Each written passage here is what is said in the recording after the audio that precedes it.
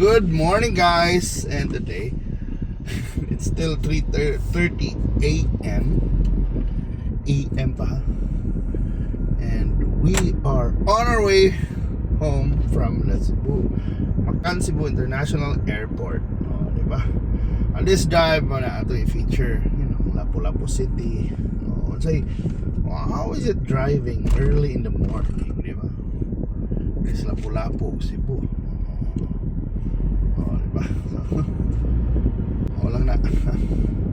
Light lang yun ang mura mo nag-blurred pag night lights, okay mo reflect mo sa amin. But oh yeah, tanga. We are,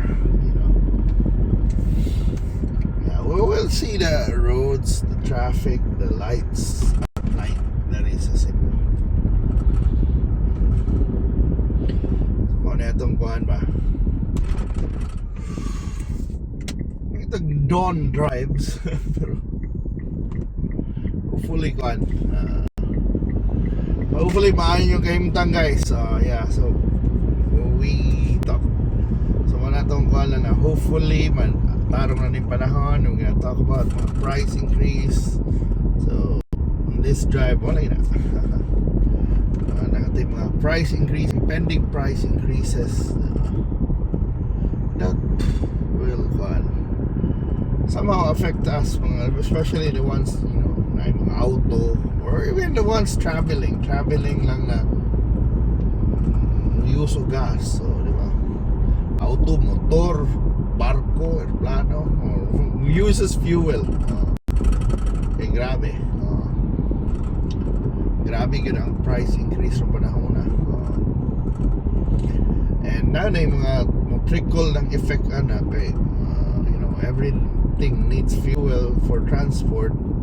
So paano mo na ma-worry about sa precious tanang prices of all goods, all.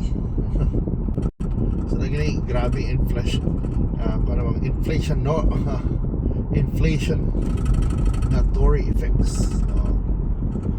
So muna itong kuyawan, diba?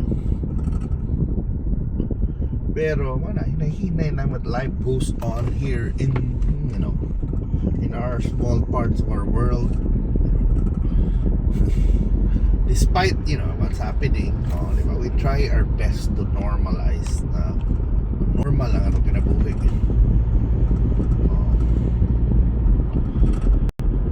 But yeah, wala kita Shell na bit, parang check lang sa price, pero hindi mo kita ko na lang kita ng presyo.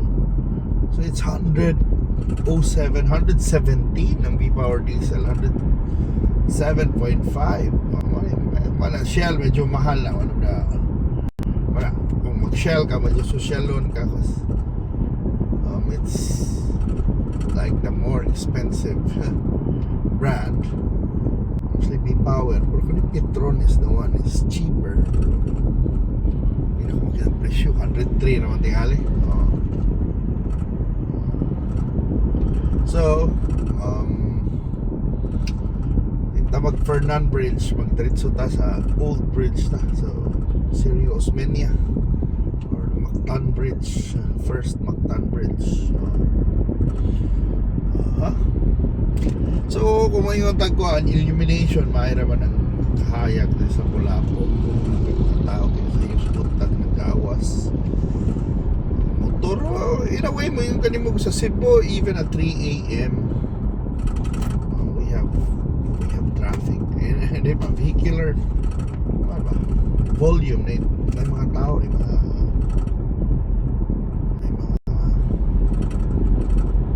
may jeep nagdagga na. So diba, so at least kung kuan ka ba, you're working early.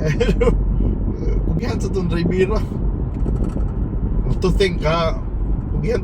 to think this time, kay pasahero, mahalang krudo, biyahe siya. But that's public service, I would say. Wala kong yung public service na kaning mga taxi na nagdagan, awan sila nagdagan, parking na lang. But yes, kuha ni sila ba, apil na silang serbisyo na naa na sila sa gawas sa ingani na oras. So, diba?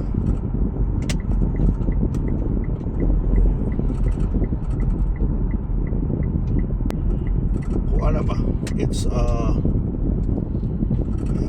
double duty, I would say. Sa ting mahal yung gasolina, naa sila mo biyahe sila kaadlawan mo kay mga pasahero, and that's the one ba. Pero man I use sa apps.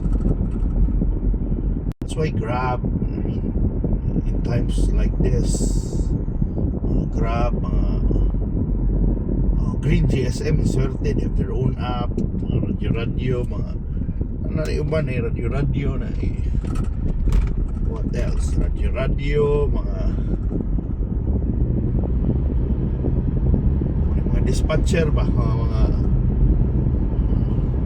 na Facebook groups, so, di ba, din na. I have Facebook groups, join na para lang yun anak, you need a taxi. Pero karon na ng Green GSM, and that's in a way ba sa una marabag kanang mga politiko, they keep on, it was like they're attacking Green GSM na di sila ganahan mag-operate sa Cebu. Tanawa ni Ron, no, di ba? O Davao even rejected GSM. Di na magtanbridge, ngit-ngit lang, di ba? Pero medyo hayag na, di ba? O, di ba? Pero dili kita hayag, but okay naman. So mana, like, i-attack na sa mga politiko, they don't want na marabag pro-operator sila. But look at what's happening now, di ba? If keep in kuan ba, they're ahead of the curve. Kaya taas na kayong, ano, taas kayong kuryente, taas ang kuan. And GSM has their own app. O, di ba? Empleyado lang mga tao, walay pressure. Di ba? Dahil pressure, mabot sila silang quota kay Kansay sa full day ka drive 500 pila na, 540. But mayroon lang yung kuna. It's what they're doing. I mean, like, they're like prepared. They were like one step ahead. So, anong kuhan ba? Parang kuhan na ba? Yeah, they're a few steps ahead na lang. Advance mag-isip, as they call it. Di ba? Now na those light fuels.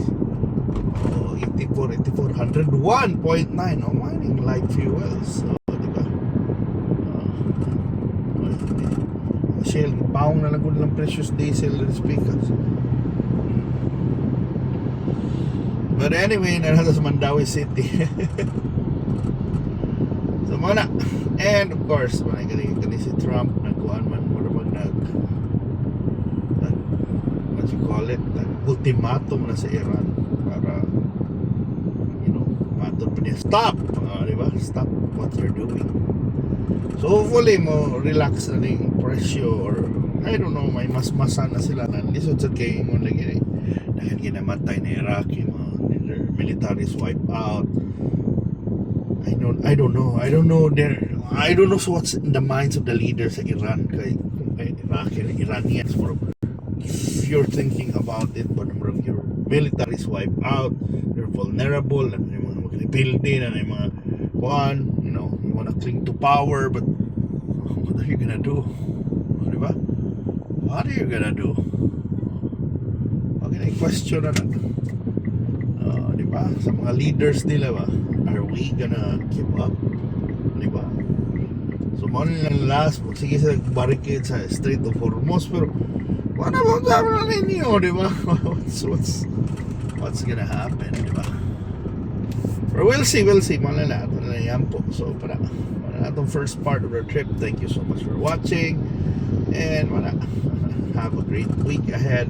Ampo lang ta, and tipid-tipid lang yun sa gasolina, kaya kita magpag, and if itagin mo maing option mo man ako mga swerte itong mga nagbahig electric pero hindi pa ni mo last long yun no. Hindi forever pero basta electric mapiktuhan po but mga ang ato lang yung one prayer is our world leaders kita ilabot decision will find a way to find peace, to find stability and stop this in a way kanibang stop what's happening that's affecting all of us. So thank you so much for watching guys. Bye bye bye.